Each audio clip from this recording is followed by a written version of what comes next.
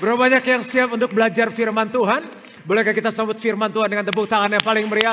Dua kali lebih semangat dari GBI Gilgal and shout haleluya. Silakan duduk, Bapak Ibu saudara yang kasih oleh Tuhan. Dan saya juga menyapa Bapak Ibu saudara yang ada di Overflow dan mengikuti secara online. Ngobrol-ngobrol dulu.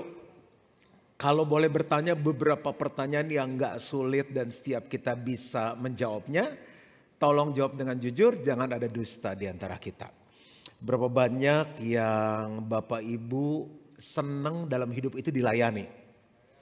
Bikinin kopi, dipijit. Oke, berapa banyak yang senang dilayani? Pindah sini ah. Berapa banyak yang senang melayani? Misalnya istri lagi nolongin anak kerjaan PR. Mama, biarin gak usah, saya aja. Gitu. Terus anak 3 kan lagi dimandiin, udah saking nakal, lama dicelup aja semua. Mama, biar aja, saya aja. Siapa yang gitu suka tugas istri diambil alih? Kalau sepintas lihat mataku sih gak terlalu gede, tapi lebih banyak yang senang dilayani ya. Oke, pertanyaan berikut. Ini responsif banget kebaktian ini. Siapa yang dalam hidupnya ingin menjadi besar? Siapa yang ingin menjadi yang utama? Misalnya dalam lomba, kan ada kayak lomba lari, terus kompetisi idol, ingin yang nomor 1. Wow. Oke, berarti Bapak Ibu saudara datang ke alamat yang tepat di waktu yang tepat. Karena hari ini kita mau belajar sebuah rahasia bagaimana kita menjadi great and first. Saya coba tulis dulu. Bagaimana kita menjadi great dan kita menjadi first. Nah, orang melakukan banyak hal supaya mereka menjadi great. Bisnisnya besar, karirnya besar, mereka menjadi yang utama. Tapi ternyata itu menjadi kerinduan dari Bapa kita di surga. Bapa rindu anak-anaknya untuk hidup di titik seperti ini. Dan kuncinya dikasih yaitu dengan cara melayani. Tapi sayangnya kita meniti kehidupan jadi besar supaya kita bisa dilayani. Karena dengan penghasilan yang lebih baik kita bisa hire pengemudi, ada suster, ada mbak, bisa ada aspri. Kemana-mana tasnya dibawain, gak salah ya tasnya dibawain. Ada yang udah pakai troli karena gak punya aspri. Terus dibawain, pintu dibukain, lalu hotel dari bintang Kejora naik sampai ke bintang 5, bintang 7. Semakin tinggi bintang kan servisnya semakin bagus dong. Terus pesawat dari kelas ekonomi naik bisa sampai ke kelas 1. Nah mereka lupa Tuhan bawa hidup kita naik justru bukan untuk kita dilayani tapi untuk melayani. Yuk kita baca ayatnya dalam Matius 20 ayat 26 sampai 28. Selalu senang khotbah di rumah sendiri. Tidaklah demikian di antara kamu. Barang siapa ingin menjadi besar di antara kamu, hendaklah ia menjadi pelayanmu. Dan barang siapa ingin menjadi terkemuka di antara kamu, hendaklah ia menjadi hambamu. Sama seperti anak manusia datang bukan untuk dilayani, melainkan untuk melayani dan untuk memberikan nyawanya menjadi tebusan bagi banyak orang. Standar pelayanan Yesus, dia kasih hidupnya, dia kasih nyawanya. Ini tips. Mau bangun bisnis, mau bangun apapun, standar kita melayani dalam berkeluarga, kasih yang terbaik. Jangan tanggung-tanggung. Coba bilang sama-sama, jangan tanggung-tanggung. Kalau masak yang terbaik. Tapi keasinan, yang penting keasinan yang terbaik. Cium suami kita, cium yang terbaik. Kayaknya yang dari sini ke belakang single semua belum menikah. Pijit suami, pijit yang terbaik. Bahasa Inggrisnya bagus banget. Yet it shall not be so among you, but whoever desires to become great among you. Dari sini lahir judul khotbah saya great. Let him be your servant. And whoever desires to be first among you. Lahir judul yang kedua first. Let him be your slave. Just as the Son of Man did not come to be served, but to serve. And to give his life a ransom for many. Nah, kuncinya untuk jadi the great and the first adalah melayani. Saya perjelas dulu di depan, saya akan bahas konteksnya khusus melayani di gereja lokal. Karena melayani banyak, waktu kita duduk baca firman Tuhan, waktu kita memuji menyembah Tuhan, kita sedang melayani Tuhan. Waktu yang sekolah belajar hasilnya baik, yang kuliah mencapai prestasi, itu melayani Tuhan. Bapak-bapak di kantor cari duit, itu melayani Tuhan. Tapi jangan lupakan, kalau di kantor akhirnya karena pekerjaan kita banyak orang kenal Yesus, di kepolisian, di kementerian, dimanapun, di sekolah kampus pada bertobat terima Tuhan Yesus, dan sampai ke gereja nggak ada yang melayani, siapa yang melayani mereka? Jadi melayani di luar bagus, tapi kita sekarang lagi mau bahas khusus untuk kita bisa melayani di dalam gereja lokal. Wah, salah datang deh. Dengar dulu sampai habis. Kita pasti akan diberkati. Dan konsep ini kalau kita aplikasikan di keluarga, di pekerjaan, Bapak Ibu Saudara akan lihat will be great and will be the first. Nah, seringkali orang mengejar great and first supaya orang begini. Oh, keren. Wah, hebat, bagus. Dunia bisa begini. Keren. Bagus. Tapi apakah surga? Apakah Tuhan juga kasih begini? Tapi kalau kita lakukan yang satu ini, yang pasti Tuhan, yang pasti surga akan begini. Saya nggak yakin yang lainnya, tapi bagi saya fokus utama Tuhan kasih jempol. Karena Dia adalah Bapa kita di surga. Lanjut, nah bagaimana menjadi yang the great, the first, kuncinya melayani. Nah orang yang melayani namanya volunteer. Volunteer bahasa Inggrisnya, bahasa Indonesianya ada sukarelawan. Volunteer adalah orang yang memberi nilai tambah untuk orang lain tanpa mengharapkan timbal baik. Free. Kita terima dari Tuhan cuma-cuma. Siapa yang terima keselamatan di charge. Malaikat kirim tagihan 2.500 US dollar. Enggak ada. Terima Yesus semuanya free. Coba semuanya ambil nafas. 2, 3. Free. Ah murah. Coba pulang dari sini mampir ke rumah sakit Grand Family di belakang gereja. Mbak. Tolong hitungin kalau nafas sehari berapa duit. Coba keluar kaliin sebulan. Mau hidup sampai berapa lama? 100 tahun. Kaliin tambah 50 tahun lagi. Nggak kuat kita bayarnya. Lanjut. Jadi Tuhan kasih ini semua cuma-cuma untuk kita. Yesus adalah volunteer yang pertama. Yesus adalah sukarelawan yang pertama. Pak, ini ngajar ini apa hubungannya sama iman sih? Orang banyak berpikir gini. Iman percaya sama Tuhan Yesus. Betul. Percaya apa yang Dia bisa lakukan, bagus. Tapi kita lupa ini, iman adalah percaya keseluruhannya Yesus, termasuk gaya hidupnya Yesus. Mendingan kita doain orang sehat, atau kita doain orang supaya punya gaya hidup sehat. Kalau saat itu sakit, didoain sembuh, bisa sakit lagi. Tapi kalau kita doakan punya gaya hidup sehat, dia akan sehat selama-lamanya. Demikian juga kalau minta Tuhan tolong, Tuhan sembuhkan, Tuhan berkati bisa. Tapi kalau kita ajar jemaat punya gaya hidup Yesus, dengan sendirinya mereka akan menjadi great, mereka akan menjadi first. Oke. Yohanes 3 ayat 16 ini bukti bahwa Yesus adalah volunteer pertama. Tanpa kita minta, saat kita masih berdosa, masih nakal, masih kurang ajar, masih tolak Yesus, Dia sudah lakukan volunteer. Karena begitu besar kasih Allah akan dunia ini, sehingga Ia telah mengaruniakan anaknya yang tunggal. Siapa namanya? Yesus. Supaya setiap orang yang percaya kepadanya tidak binasa, melainkan beroleh hidup yang kekal. Jadi belum tahu hasilnya apa, dia udah berkorban. Banyak orang mau sukarelawan gini, emang kalau melayani dapat apa? Loh, dapat apa? Bapak Ibu Saudara, siapa yang di sini perlu dalam hidup tuh pembantu, suster, mbak? Oh, dikit sekali. Serius. Oke, saya coba tanya ya, semuanya jawab ya. Di grup yang sebelah sini, kalau mau cari asisten pribadi, pembantu rumah tangga, mbak gitu, cari yang bagaimana? Yang apa? Yang benar.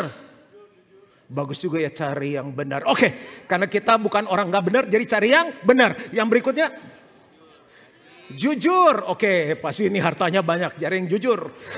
Pajangannya banyak. Yang ini, baik hati, rajin. Tapi gaji Oke, yang sini cari yang gimana? Jago mak. Bapak cari chef atau cari mbak? Oke, yang di atas? Cari yang gimana? Oh udah tidur. Oke nggak apa-apa terusin. Kalau saya orang tidur di gereja saya nggak marah. Ya kan berarti di gereja adalah tempat yang terindah. Oke. Tadi kebaktian yang lain bilangnya yang lucu Pak lu. Kamu mau cari apa, stand up komedi atau apa? Nah berarti kalau dia kerja semakin baik gajinya semakin kita akan pertahankan lama. Kita melayani Tuhan jangan tanya saya dapat apa. Tuhan udah bayar di depan. Dia kasih hidupnya bagi kita. Pernah di sini hire mbak nggak usah pikir gaji. Saya kasih cash dulu 1 miliar. Yuk pakai aja. Pokoknya nanti, ya nggak bisa. Jadi begitu kita transfer besoknya mbak udah nggak ada lagi. Tapi Tuhan udah bayar di muka untuk setiap kita. Jangan pernah nanya lagi kenapa melayani. Emangnya saya dapat apa? Fales gitu ya tepuk tangannya. Tepuk tangan yang luar biasa untuk Tuhan kita yang luar biasa. Oke lanjut. Nah bahkan dia mengetok pintu hati kita sebelum ada konfirmasi kita mau buka hati atau tidak untuk Tuhan. Wahyu 3 ayat 20, lihat aku berdiri di muka pintu dan mengetok di depan pintu hati. Jikalau ada orang yang mendengar suaraku dan membukakan pintu, aku akan masuk mendapatkannya dan aku makan bersama-sama dengan dia dan ia bersama-sama dengan aku. Sekarang langsung aja saya tanya sama yang kenal, saya juga agak lupa Pak Haryanto Kandani. Pak Haryanto tahun berapa Pak Haryanto bukakan pintu hati untuk Yesus masuk? 98. Pak Haryanto lahir tahun berapa? 80. Berarti di usia 18 tahun. Sekarang Pak Haryanto usia berapa? 42. Berarti 18 terima Yesus buka pintu hati. Lahir tahun 18 tahun sebelumnya. Berarti selama 18 tahun bayangin Yesus ketuk pintu hati. Tanpa ada konfirmasi dari Haryanto kapan pintu akan dibukakan. Mungkin waktu kita melayani gak ada yang kasih kita terima kasih. Gak ada yang kasih senyum. Dianggap remeh. Dimarahin orang. Asyik sih galak-galak. Nyanyi sih bagus. Lebih bagus lagi gak nyanyi gitu. Loh Bapak Ibu Saudara pikir ini gereja bisa jalan karena apa? Karena volunteers, hampir 100%. GBI Gilgal volunteers, melayani tanpa dibayar. Bapak Ibu nikmati hadirat Tuhan, ada tim doa yang lagi doa di lantai 4 yang kita nggak lihat mereka. Lanjut. Dan luar biasanya kita diciptakan serupa dengan gambar Allah. Jadi di dalam kita ada benih volunteer. Kejadian 1 ayat 27, maka Allah menciptakan manusia itu menurut gambarnya. Menurut gambar Allah diciptakannya dia, laki-laki dan perempuan diciptakannya mereka. Jadi laki-laki boleh melayani, wanita boleh melayani. Contoh lebih aplikatif. Ada seorang yang namanya Daud. Dia volunteer termuda yang ada di Alkitab. Masih 17 tahun, kemerah-merahan, belum pengalaman. Orang tuanya bilang coba bawa makanan ke kakak-kakaknya yang lagi perang. Nah di perang itu mereka lagi ketakutan. Ketemu raksasa yang namanya siapa? Goliat. Kita baca sedikit deh, hanya beberapa ayat. Tapi luar biasa. 1 Samuel 17 ayat 4 sampai 11, 32 sampai 33. Lalu tampillah keluar seorang pendekar dari tentara orang Filistin. Namanya Goliat dari Gat. Tingginya 6 hasta sejengkal, 2,93 meter. Ketopong tembaga ada di kepalanya dan ia memakai baju sirah yang bersisik. Berat baju sirah ini 5.000 shikal tembaga, 57 kilo berat bajunya aja. Dia memakai penutup kaki dari tembaga dan di bahunya ia memanggul lembing tembaga. Gagang tombaknya seperti pesa tukang tenun dan mata tombaknya itu 600 shikal beratnya. Mata tombaknya 7 kilo. Dan seorang pembawa perisai berjalan di depannya. Ia berdiri dan berseru kepada barisan Israel. Katanya kepada mereka, mengapa kamu keluar untuk mengatur barisan perangmu? Bukankah aku seorang Filistin dan kamu adalah hamba Saul? Pilihlah bagimu seorang dan biarlah ia turun mendapatkan daku. Kalau Bapak Ibu Saudara ada di kondisi saat itu, siapa yang mau maju? Oke, lanjut. Sampai ayat berapa tadi? Jika ia dapat berperang melawan aku dan mengalahkan aku, maka kami akan menjadi hambamu. Tetapi jika aku dapat mengungguli dia dan mengalahkannya, maka kamu akan menjadi hamba kami dan takluk kepada kami. Pula kata orang Filistin itu, aku menantang hari ini barisan Israel, berikanlah kepadaku seorang supaya kami berperang seorang lawan seorang. Ketika Saul dan segenap orang Israel mendengar perkataan orang Filistin itu, maka cemaslah hati mereka dan sangat ketakutan. Lihat dong ayat 32, keren banget. Berkatalah Daud kepada Saul, janganlah seorang menjadi tawar hati karena dia. Hambamu ini akan pergi melawan orang Filistin itu. Tetapi Saul berkata kepada Daud, tidak mungkin engkau dapat menghadapi orang Filistin itu untuk melawan dia. Sebab engkau masih muda. Dengar baik-baik, umur bukan ukuran. Muda boleh melayani Tuhan, saya mulai melayani Tuhan dari umur 14 tahun sampai tua, sampai Tuhan jemput kita kembali, boleh melayani Tuhan di GBI Gilgal. Sedang dia sejak dari masa mudanya telah menjadi prajurit. Tuhan tidak mencari orang yang mampu, tetapi orang yang mau.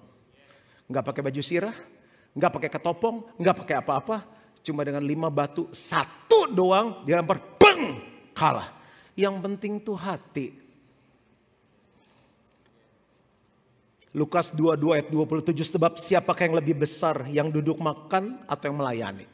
Kalau ke restoran, yang lebih besar, yang makan, yang bisa bayar, atau mas dan mbaknya yang melayani? Secara manusia kita pikir siapa? Yang makan. Tapi dengar baik-baik. Bukankah dia yang duduk makan? Tetapi aku ada di tengah-tengah kamu sebagai pelayan. Ini pendahuluan. Nah sekarang saya mau khotbah beberapa hal. Saya berdoa saat saya menyampaikan firman, saat kita buka hati, Tuhan akan berbicara kepada setiap kita. Nah, hal-hal sederhana untuk melayani. Yang pertama, melihat kesempatan-kesempatan untuk melayani. Bapak Ibu, jangan lihat kesempitan. Aduh, kita kan orang sibuk, kapan gak sibuknya? Begitu udah gak sibuk udah pensiun, ya udah pensiun yang muda-muda aja gitu. Nanya yang single, ayo melayani. Jodoh aja belum dapat om, nanti udah habis dapat jodoh sama-sama pasangan. Akhirnya deketin yang udah pasangan. Kamu gak ngerasain sih orang kawin tuh sibuknya gimana, lagi cari duit, bentar lagi punya anak. Pas punya anak masih kecil-kecil. Pas anak kecil-kecil udah gede kan anak udah gede-gede sekolah di luar negeri. Pisah-pisah semuanya mesti nengokin satu-satu. Udah akhirnya anaknya selesai sekolah balik ke Jakarta semuanya kan. Anaknya kerja, nah anaknya udah kerja sekarang mana. Kan udah pada hamil semuanya punya cucu. Ada yang kembar 3, kembar 4, kembar 5. Anak kucing tuh anak orang. Nah kan kita harus jaga cucu. Dengar baik-baik, nggak akan pernah ada waktu ideal untuk melayani. Melayani adalah sekarang. Faith is now, iman adalah sekarang. Coba kapan? Sekarang soal keuangan. Nanti deh kalau udah kaya baru melayani Tuhan. Sekaya apa? Mau berapa duit? Belum lagi hitung inflasinya. Jadi bilang yang miskin nanti kalau sudah kaya. Nawarin yang kaya, Pak ayo mulai melayani. Yang miskin-miskin aja yang nganggur. Kita kan orang sibuk katanya. Ayo, jadi gimana? Kapan waktu ideal kita melayani Tuhan? Waktu kaya, waktu miskin? Cari kesempatan, bukan cari kesempitan. Saya ulangi sekali lagi, cari kesempatan, bukan cari kesempitan. Coba doa sama Tuhan, Tuhan selalu cari alasan. Tuhan perlu jodoh tahun depan, si muda. Tuhan udah tahun depan, lagi resesi, kawin mahal, ntar tahun depan lagi. Tahun depan Tuhan jodohnya, ntar kasih yang lain dulu, dia lebih perlu, lebih tua 2 tahun dari lu. Nggak pernah, dia tahu waktu yang terbaik untuk menolong kita. John Wesley bilang gini, ini bisa bikin rap nih. Do all the good you can, by all the means you can, in all the ways you can, in all the places you can, at all times you can, to all the people you can, as long as you can. Yang artinya adalah begini, lakukan segala sesuatu yang baik yang bisa kita lakukan, dengan segala cara yang kita bisa, dengan segala jalan yang kita bisa, di segala tempat yang kita bisa, setiap waktu yang kita bisa, kepada setiap orang yang kita bisa layani selama kamu hidup. Nggak ada lagi alasan. Bapak Ibu boleh izin buka baju nggak? Siap? Wah nafsu banget siap. Saya kadang gak siap lihat badan sendiri tapi demi jemaat ngerti. Kenapa saya buka baju ini? Maaf masih family pack. Seringkali kita harus buka jubah pengusaha kita. Jubah konglomerat, orang kaya, orang terkenal, orang top, selebriti, selebgram, dokter, lawyer, whoever. Darah biru, darah kuning, darah merah. Kita harus letakkan. dan pakai baju untuk melayani. Ini rompi yang saya pakai sebelum pandemi. Kalau saya nggak khotbah, saya ke bawah, turun di parkir, nurunin stroller, bukain pintu, kasih salam, kasih senyum. Dibuat size khusus 2XL, antar kita aja. Saya nggak buka hal-hal pribadi kepada banyak orang. Saya masih simpen, saya laundry, keringetan saya laundry. Saya punya vest satu lagi. Kalau saya nggak melayani, saya jaga di security anak. Teman-teman senang, pastor sering-sering. Karena kalau pastor yang jaga, semua jemaat nggak ada yang galak, nggak ada yang marah-marah. Semuanya pakai, ya iyalah. Saya bilang kasih bintang dong satu. Waktu masih ada family cell lounge, welcome lounge masih buka. Mungkin kita akan buka soon kalau keadaan lebih baik. Saya turun ke bawah bis khotbah lari, serve tea, serve coffee, kasih kue, tanya namanya siapa, tinggal di mana, kenalan, ada yang saya bisa doakan, lari lagi khotbah, terus lari sampai malam, tapi nggak kurus-kurus, aneh. Bapak Ibu, saya pendeta, tapi di mata Tuhan saya sama, saya selalu cari kesempatan untuk saya bisa melayani. Ini vest saya akan simpan, saya bilang sama tim saya, satu saat saya akan pensiun jadi senior pastor. Tapi selama saya jadi jemaat Gilgal, tolong kasih kesempatan untuk saya bisa melayani. Karena aku mau melayani Tuhan sampai Tuhan jemput kembali. Music.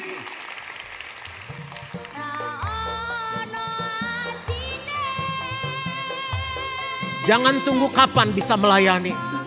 Kata yang kita nggak tahu apakah hari besok masih akan ada. Iman adalah sekarang. Kalau mau melayani, kapan waktunya? Sekarang. Ojo dibanding-banding ke. Tapi dia bisa khotbah, aku gak bisa. Cukup jadi asyar, kasih tangan dan kasih senyum. Senyummu akan menjamah kehidupan orang lain. Tapi aku takut ketemu orang gede. Kebaktian anak, ketemu anak-anak yang manis dan lucu. Mungkin kita, anak-anak juga takut sama kita, histeris. Wow, masih ada pelayanan di belakang mimbar. Masih ada pelayanan pendoa. Pause. Silakan saya kasih kesempatan yang ingin mengambil gambar. Oke, terima kasih. Sekaligus saya dukung Farel supaya gue internasional.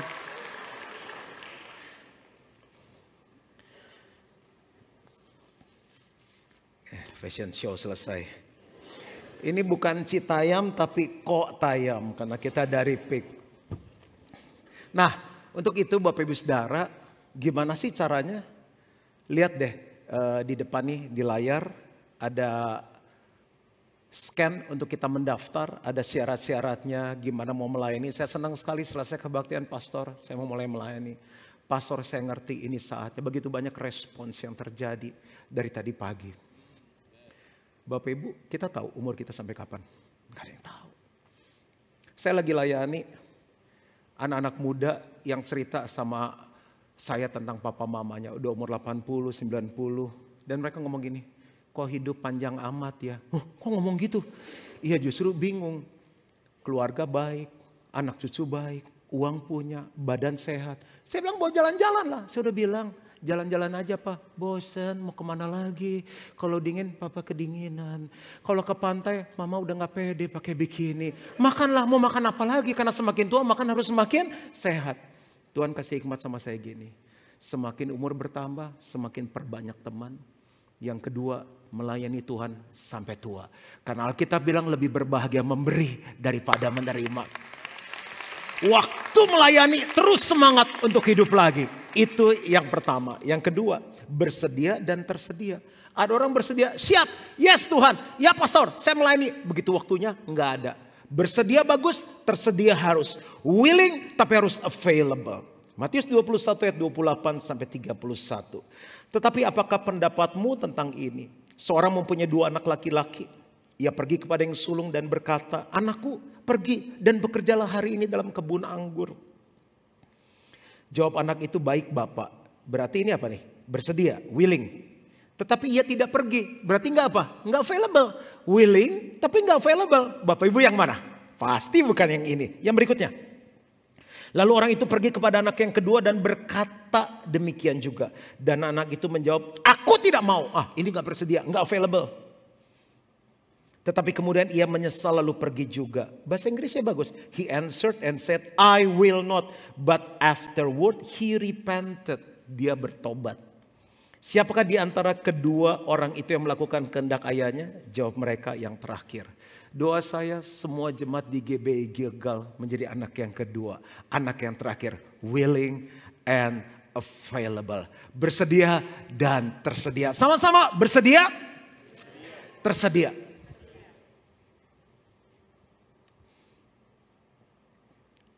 Faith is more important than skill. Kerelaan kaki kita melangkah untuk melayani jauh lebih penting dari keahlian kita. Yang ketiga, kalau mau melayani, apa sih syaratnya? Gampang, bersyukur saat melayani. Mazmur 100 ayat 2, beribadalah kepada Tuhan dengan sukacita, datang ke hadapannya dengan sorak-sorai. Serve the Lord with gladness, come before His presence with singing. Melayani adalah kehormatan. Tuhan bisa pakai orang lain enggak? Bisa. Tapi kalau dia pakai kita, dia panggil kita, itu kehormatan. Kehormatan ditandai dengan senyum yang tulus dan hati yang bersyukur. Lihat aja ya, kalau orang melayani dengan sukacita, senyum, itu berarti apa? Hatinya siap. Dia bilang, terima kasih Tuhan, aku kehormatan. Tapi kalau orang melayani ngomong gini, kenapa saya lagi? Dia dong, gue lagi. Tiap minggu orang lihat muka saya. Berarti bagi dia itu bukan kehormatan, tapi beban.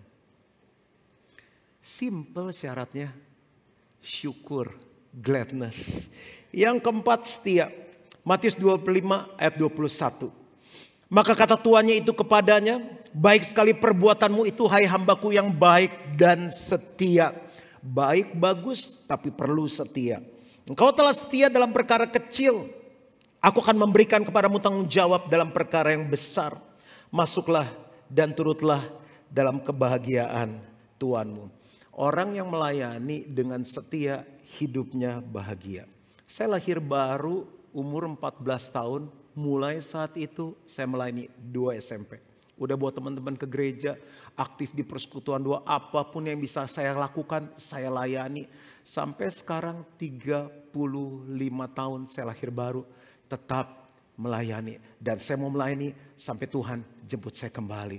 Setiap pagi saya doa, saya bilang ini, aku, keluargaku diberi kesehatan prima untuk Tuhan. Untuk kesehatan prima dari Tuhan, untuk aku bisa melayani orang lain. Aku bisa melayani Tuhan, itu doa saya setiap hari. Tuhan kasih saya sehat supaya saya bisa melayani Tuhan. Ada yang bilang gini, Om dulu melayani, sekarang Om yang namanya setia bukan naik turun, bukan timbul tenggelam, bukan on off, bukan Paskah Natal, tapi setiap saat melayani terus sampai Tuhan jemput kita kembali. Yang kelima, bergairah saat melayani. Nah, Amsal 4 ayat 23 bilang ini, jagalah hatimu dengan segala kewaspadaan karena dari situlah terpancar kehidupan. Buat apa kita melayani, tapi orang yang ketemu kita, pelayanan yang kita lakukan gak membawa kepada kehidupan. Kuncinya tuh di hati. Makanya kalau kuncinya di hati, gairah munculnya dari hati, hati harus dijaga. Hati bicara mengenai apa? Motivasi. Karena motivasi memberikan kita energi untuk melayani. Kenapa orang belum melayani? Karena belum punya motivasi dan tujuan yang jelas. Kenapa orang berhenti melayani? Kemungkinan motivasinya masih kurang jelas. Amsal 4 ayat 23, jagalah hatimu dengan segala kewaspadaan karena dari situlah terpancar kehidupan. Ini saya mau tulis sedikit di sini, berarti hati bicara apa? Motivasi. Saya selalu bahas ini. Jadi bagi yang mau mulai melayani, yang pertama lakukan ini untuk Tuhan. Ini kekal, ini lasting, ini gak bisa diganggu gugat oleh apapun. Jangan melayani karena GBG, kalau ya habis gerejanya bagus, gerejanya keren, aku mau melayani. Kalau gak bagus lagi, kalau gerejanya udah tua, ya akan kebetulan Gilgal dekat. Jadi aku melayani, loh kalau Gilgal nanti jauh, ayo. Jangan melayani karena pastor Juan Mogi. Orang kecewa melayani karena mereka melakukan itu untuk orang dan untuk gereja. Layani Karena kita mau buat untuk Tuhan. Karena Tuhan gak pernah mengecewakan kita. Kenapa 35 tahun Pastor Juan tetap melayani? Karena saya buat itu untuk Tuhan. Mau dihargai kek, mau gak dihargai, dikasih terima kasih, gak dikasih terima kasih. Disiapin air minum, gak disiapin air minum. Saya melayanan aja. Karena saya buat itu untuk Tuhan. Yang kedua, untuk diri sendiri. Egois dong pastor. Enggak. Otot tuh semakin dilatih, semakin berkembang. Di dalam kita banyak potensi, banyak karunia yang mati. Harusnya kita bisa jadi orang yang lebih baik. Tapi karena gak pernah dipakai, aku gak bisa nyanyi. Gak harus nyanyi. Sebenarnya setiap kita bisa nyanyi kok. Siapa yang bisa nyanyi? Siapa yang gak bisa nyanyi? Angkat tangannya. Oke, ikuti pastor, semuanya semangat, semuanya bangun. Ya, yang di atas sudah mulai boleh bangun. Coba bilang sama-sama A. 2 kali lebih semangat A.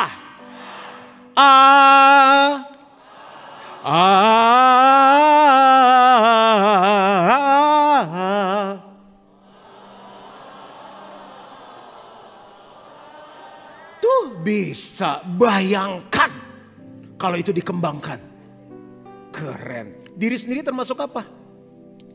Keluarga. Anak saya lagi semangat ke youth tiap Sabtu. Udah usianya masuk youth.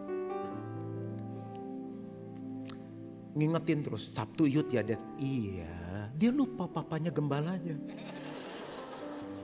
Lagi makan siang kemarin, Dad udah mau youth? Iya, baru jam 1. Kita makan di Taman Anggrek. Mau jemput teman-teman, bagus saya bilang. Jadi pergi selalu gak pernah sendiri, ajak teman-teman. Gak tahu kemarin kenapa, macet. 2,5 jam baru sampai di depan sekolah BBS. Itu WhatsApp saya per 5 menit. Dad macet Dad, gak gerak Dad. Ini gimana Dad? Mau coba jalan kaki, gak mau Dad. Kalau ntar telat malu loh Dad. Iya, semua juga macet. Kalau kamu macet, semua macet. Dad, kebelet pipis ya Dad. Iya, ya cari tempat berpipis gimana. Akhirnya singkat kata gak bisa. Sampai jam 5 belum nyampe. Dia bilang, aku sedih. Saya baca gitu ya. Terus saya bilang, seandainya gue punya helikopter kali ya, gue jemput, gue angkat. Aduh, orang lagi rindu kebaktian. Tapi yang buat saya terharu, saya bilang gini. Tuhan, mungkin saya gak bisa kasih banyak harta.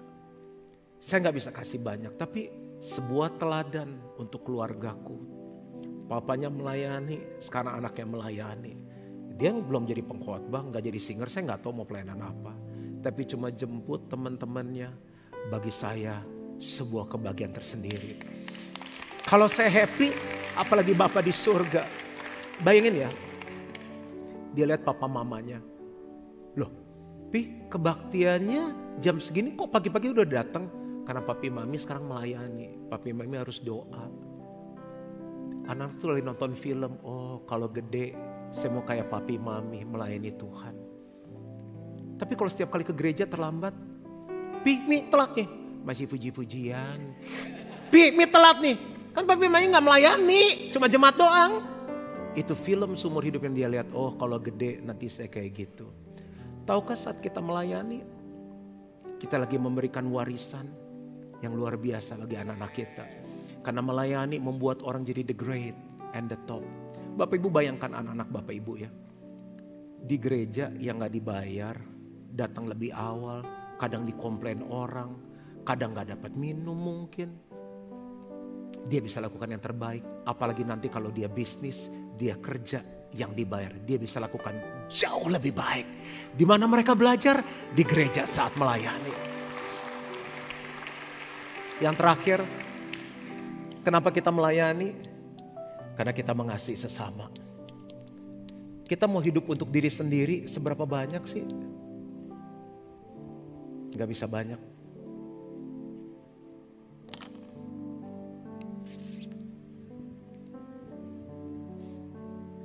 Toar full time di gereja. Bob volunteer. Palambertus volunteer. Terkenal deh, dikenalin terus. Keisha volunteer. Raymond volunteer. Pak Yunus volunteer. Wijaya volunteer. Rosa volunteer. Bu Angelin volunteer. Rama volunteer. Ed volunteer. Kenapa kita bisa menikmati praise and worship hari ini? Karena ada volunteer-volunteer yang melayani Tuhan. Last one. Tapi gimana dong, saya nggak bisa ini, saya nggak bisa itu. Tenang, syaratnya kan gampang, penuh dengan Allah saat melayani.